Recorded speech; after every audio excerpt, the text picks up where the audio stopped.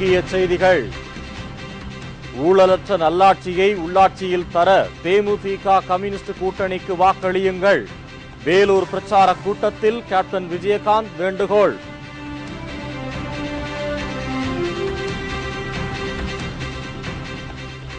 வேட்புமனு தாக்கல் செய்ய இன்று கடைசி நாள். அரசியல் கட்சிகள் தீவிரம்.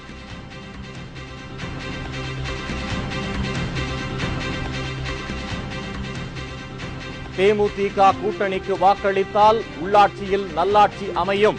திருமதி பிரேமலதா விஜயகாந்த் உறுதி.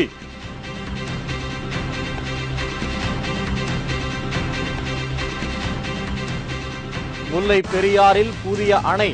தமிழக நலனை புறக்கணித்து கேரள அரசு நடவடிக்கை.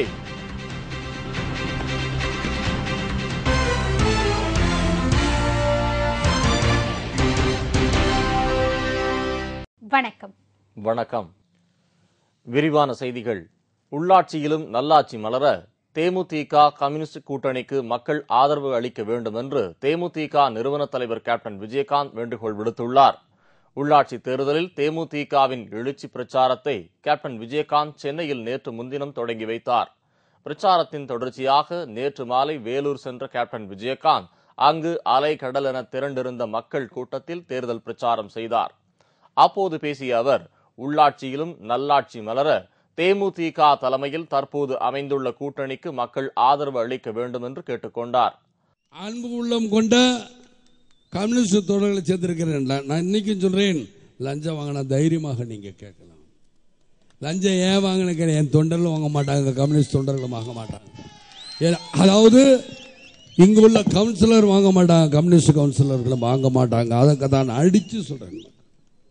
உங்களுடைய குறைகளை இன்னமும் சுதந்திரம் அடைந்த 61 ஏன் பயப்படுறீங்க? உங்களுக்கு நிதி இருக்கு, தைரியமாக நீங்க வாக்களிக்கணும் தான் என்னுடைய தாழ்மையான கோரிக்கை. உங்களை கெஞ்சி கேட்கிறேன், எனக்கு ஒரு சந்தர்ப்பம் கொடுங்கள் தான் உங்களை எல்லாம் கேட்கிறேன். ஒரு சந்தர்ப்பம் கொடுங்க. சரி, உள்ளாட்சிக்கு யார் இதுவரைக்கும் ஓட்டு கேட்டு வந்திருக்கா? எந்த அரசியல் கட்சி வந்திருக்கு? வரமாட்டாங்க.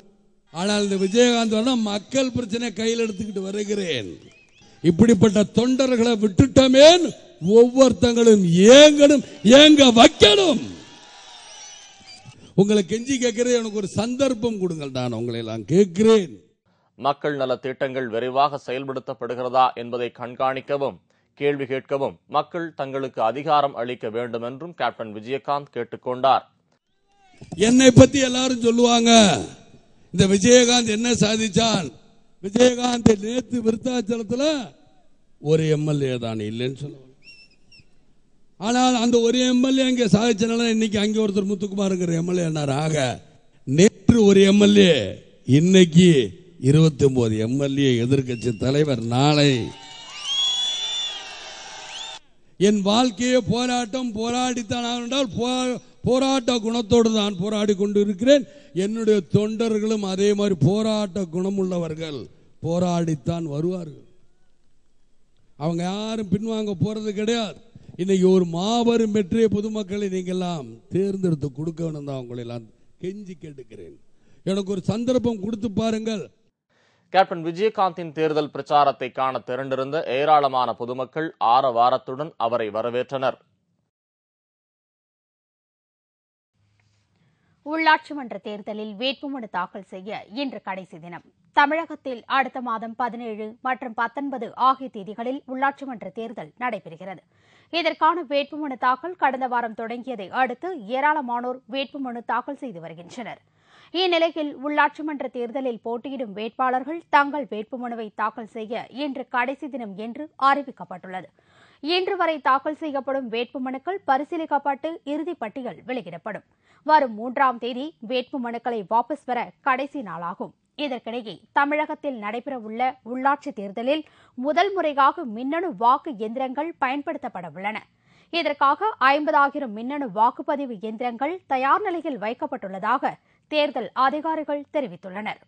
இந்நிலையில் தேர்தலை கண்காணிக்க பிற மாநிலங்களைச் சேர்ந்த 12 பேர் தேர்தல் பார்வையாளராக நியமிக்கப்பட்டுள்ளனர் என்று மாநில தேர்தல் ஆணையர் சோ ஐயர் தெரிவித்தார். உள்ளாட்சியில் ஊழலற்ற நிர்வாகம் அமைய தேமுதிக கூட்டணிக்கு மக்கள் ஆதரவளிக்க வேண்டும் என்று திருமதி பிரேமலதா விஜயகாந்த் வலியுறுத்தியுள்ளார். உள்ளாட்சி தேர்தலில் தேமுதிக சார்பிலும் மார்க்சிஸ்ட் மற்றும் இந்திய கம்யூனிஸ்ட் சார்பிலும் போட்டியிடும் வேட்பாளர்களுக்கு ஆதரவாக திருமதி பிரேமலதா விஜயகாந்த் தேர்தல் பிரச்சாரம் செய்து வருகிறார். விருதுநகர் மதுரை ரோட்டில் நேற்று மாலை பிரச்சாரத்தை மேற்கொண்ட அவர் நகராட்சி மற்றும் வார்டு உறுப்பினர்களை அறிமுகப்படுத்தி வாக்கு சேகரித்தார். அடிக்கடி சாலை விபத்துக்கள் ஏற்படும் புல்லக்கோட்டை ரோடு சந்திப்பு 4 வழிச்சாலையில் மேம்பாலம் அமைத்துக் கொடுக்க தேமுதிக கூட்டணி வேட்பாளர்களுக்கு மக்கள் ஆதரவளிக்க வேண்டும் என்று அவர் கேட்டுக் கொண்டார். இங்க புல்லக்கோட்டை ரோடு சந்திப்புல மேம்பாலம் கட்ட வேண்டும் என்று நீண்ட நாட்கள் ஒரு கோரிக்கை கொண்டிருக்கிறது. அந்த பகுதியில 60 உயிர்கள் வரைக்கும் இது வரைக்கும் போயிருக்கு. அதனால உடனடியாக அந்த பகுதியில் மேம்பாலத்தை அமைத்து மக்களுடைய பயன்பாட்டிற்கு அந்த திட்டத்தை கொண்டு வந்து விருதுநகர் தொகுதி மக்களுக்கு நாங்கள் பயனளிப்போம் என்பதை இந்த நேரத்தில் தெரிவித்துக் கொள்கிறேன். காமராஜர் காலத்தை போல வணிகத்தில் விருதுநகரை மீண்டும் முதலிடமாக கொண்டு வருவோம் என்ற உறுதியையும் இந்த நேரத்தில் உங்கள் அனைவருக்கும் நான் தெரிவித்துக் கொள்வதில் பெருமகிழ்ச்சி அடைகிறேன். மக்களே, உள்ளாட்சியில் ஊழலற்ற நிர்வாகம் அமைய தேமுதிக வேட்பாளர்களுக்கும் கூட்டணி கட்சி வேட்பாளர்களுக்கும் மக்கள் வாக்களிக்க வேண்டும் என்றும் அவர் வலியுறுத்தினார். நல்லபடியாக சிந்திச்சு உங்கள் வாக்குகளை முரசு சின்னத்திற்கு தர வேண்டும் மற்றும் கூட்டணி கட்சியில் இருக்கும் மார்க்சிஸ்ட் கம்யூனிஸ்ட் கட்சி அருவா சுத்தியல் நட்சத்திரத்திற்கும் வாய்ப்பு கொடுத்து மாபெரும் வெற்றியை தாருங்கள். நகராட்சி தலைவர், வார்டு கவுன்சிலர் மற்றும் அனைவரும் உங்களுக்காக உழைக்க ஒரு வாய்ப்பை தாருங்கள். தற்போதுள்ள முல்லைப் பெரியாறு அணைக்கு பதிலாக 663 கோடி ரூபாய் செலவில் புதிய அணை கட்டப்படும் என்று கேரள அரசு தெரிவித்துள்ளது. கேரள சட்டசபையில் நேற்று பேசிய அம்மாநில நீர்ப்பாசனத்துறை அமைச்சர் PJ ஜோசப், தற்போதுள்ள முல்லைப் பெரியாறு அணை பழுதடைந்துள்ளதாகவும் இயற்கை சீற்றங்களை தாங்கக்கூடிய தன்மை குறைந்து விட்டதால் அருகிலேயே மற்றொரு புதிய அணை கட்டப்படும் என்று தெரிவித்தார்.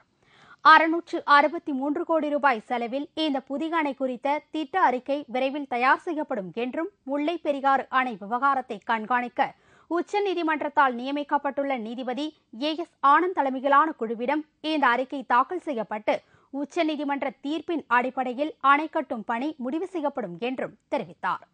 புதிய அணை கட்டப்பட்டதும் வனத்துறை ஒப்புதலுடன் பழைய அணை இடிக்கப்படும் என்றும் PJ ஜோசப் தெரிவித்தார். இதற்கிடையே கேரள அரசின் இந்த நடவடிக்கையால் தென் மாவட்டங்களில் விவசாயம் மட்டுமின்றி மக்களின் வாழ்வாதாரம் பாதிக்கப்படும் அபாயம் எழுந்துள்ளது என்று விவசாயிகள் கவலை தெரிவித்தனர். புதிய அணை கட்டப்பட்டால் தமிழக பாசனத்திற்கு வரவேண்டிய பெரியார் அணை நீர் தடுக்கப்படும் என்பதால் இந்த புதிய அணை கட்டுவதற்கு உடனடியாக தடை விதிக்க வேண்டும் என்ற கோரிக்கை எழுந்துள்ளது. இந்தியாவில் கல்வித்தரம் குறைந்திருப்பதற்கு திறமைமிக்க ஆசிரியர்கள் இல்லாததே காரணம் என்று மத்திய கல்வி அமைச்சர் கபில் சிபல் தெரிவித்துள்ளார். புதுடெல்லியில் நடந்த ஒரு நிகழ்ச்சியில் கலந்து கொண்டு மத்திய கல்வி அமைச்சர் கபில் சிபல் பேசியபோது, இந்தியாவில் திறமைமிக்க பயிற்சி பெற்ற ஆசிரியர்கள் தேவையான அளவில் இல்லாததே இந்தியாவின் கல்வித்தரம் குறைந்திருப்பதற்கு காரணம் என்று தெரிவித்தார். இந்தியாவின் வளர்ச்சிக்கு முக்கிய தடையாக இருப்பது பயிற்சி பெற்ற தொழிலாளர்களின் எண்ணிக்கை குறைவான அளவில் இருப்பதே ஆகும் என்று அவர் தெரிவித்தார். ஊழலுக்கு எதிரான நடவடிக்கைகளில் மத்திய அரசு வெளிப்படையாகவும் நேர்மையாகவும் நடந்து வருவதாக குடியரசுத் தலைவர் பிரதிபா பாட்டீல் தெரிவித்துள்ளார். ஊழலுக்கு எதிரான பசிபிக் மற்றும் ஆசிய நாடுகளின் 7 நாள் மாநாடு புதுடெல்லியில் நடைபெற்று வருகிறது. இக்கூட்டத்தில் குடியரசுத் தலைவர் பிரதிபா பாட்டீல் கலந்து கொண்டு உரையாற்றினார். அப்போது பல கோடி ரூபாய் ஊழல் புரிந்துள்ளதாக மத்திய அமைச்சர்கள் மீது எதிர்க்கட்சிகள் கூறி வரும் குற்றச்சாட்டுகளால் நடுத்தர வர்க்கத்தினர் மத்திய அரசின் மீது வைத்துள்ள நம்பகத்தன்மை குறைந்துள்ளது என்றும், பணவீக்கம் காரணமாக வங்கி கடன்களுக்கான வட்டி விகிதமும் அதிகரித்துள்ளதாக கூறினார். மேலும் மத்திய அரசு ஊழலுக்கு எதிராக வெளிப்படையாகவும் நேர்மையாகவும் நடந்து கொள்வதாக கூறிய குடியரசுத் தலைவர், நாட்டில் நடைபெறும் ஊழல்களை அரசு ஒருபோதும் சகித்துக் கொள்ளாது என்றும் குறிப்பிட்டார். ஊழல் மலிந்த நாடுகளில் பட்டியலில் இந்தியா 87வது இடத்தில் உள்ளது என்பது குறிப்பிடத்தக்கது. உள்ளாட்சி தேர்தலில் தேமுதிக தலைமையிலான அணியில் இந்திய கம்யூனிஸ்ட் கட்சியும் இணைந்துள்ளது. கேப்டன் விஜயகாந்த் தலைமையில் வலுப்பெற்று வரும் இந்த அணி தமிழ்நாட்டில் முதல் அணியாக உருவெடுக்கும் என்று சிந்தனையாளர்கள் கருத்து தெரிவித்துள்ளனர். தமிழ்நாட்டில் அடுத்த மாதம் நடைபெறவுள்ள உள்ளாட்சி தேர்தலை தேசிய முற்போக்கு திராவிட கழகம், மார்க்சிஸ்ட் கம்யூனிஸ்ட் ஆகிய கட்சிகள் கூட்டணி அமைத்து சந்திப்பதாக தேமுதிக நிறுவன தலைவர் கேப்டன் விஜயகாந்த், மார்க்சிஸ்ட் கம்யூனிஸ்ட் கட்சியின் மாநில செயலாளர் ஜி. ராமகிருஷ்ணன் ஆகியோர் அறிவித்தனர்.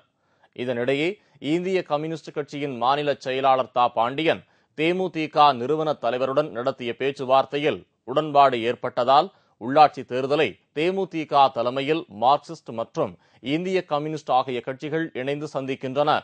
இந்த தகவலை தேமுதிக நிறுவன தலைவர் கேப்டன் விஜயகாந்தும் இந்திய கம்யூனிஸ்ட் கட்சியின் மாநில செயலாளர் தா பாண்டியனும் கூட்டாக செய்தியாளர்களிடம் தெரிவித்தனர். தேமுதிக நிறுவன தலைவர் கேப்டன் விஜயகாந்த் தலைமையில் புதிதாக உருவாகியுள்ள இந்த அணி தமிழ்நாட்டில் முதல் அணியாக உருவெடுக்கும் என்று சிந்தனையாளர்களும் பொதுமக்களும் கருத்து தெரிவித்துள்ளனர். ஆட்சி பொறுப்பில் அமர்ந்துவிட்ட அடுத்த கணமே எதிர்க்கட்சிகளை புறக்கணிக்கக்கூடிய சூழலுக்கு ஜெயலலிதா வருவார் என்பதை ஜெயலலிதாவின் அரசியலை முழுமையாக அறிந்து வைத்திருக்கக்கூடிய யாரும் அந்த முடிவிற்கு வர முடியும். எனவே ஜெயலலிதா தன்னுடைய கூட்டணி கட்சிகளை புறம் தள்ளிவிட்டு தன்னிச்சையாக வேட்பாளர்களை அறிமுகப்படுத்தியதும் அறிவித்ததும் பெரிய அதிர்ச்சியை தரக்கூடிய செய்தியாக எனக்கு படவில்லை. அப்படி ஒரு பெரிய அதிர்ச்சி விஜயகாந்துக்கோ இடதுசாரிகளுக்கோ வந்திருக்க நியாயமும் இல்லை. இன்று விஜயகாந்தும் இடதுசாரி இயக்கங்களும் சேர்ந்து தனியாக ஒரு அணியை அமைத்திருக்கின்றன. இந்த அணி அமைக்கப்பட்டிருப்பதை எல்லா வகையிலும் நான் வரவேற்கிறேன்.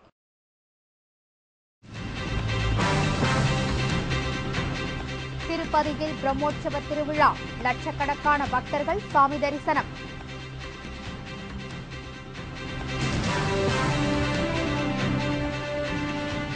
அரசு வேலை வாங்கித் தருவதாக கூறி ஏமாற்றிய போலி IAS அதிகாரி, குமரியில் போலீசார் அதிரடி நடவடிக்கை.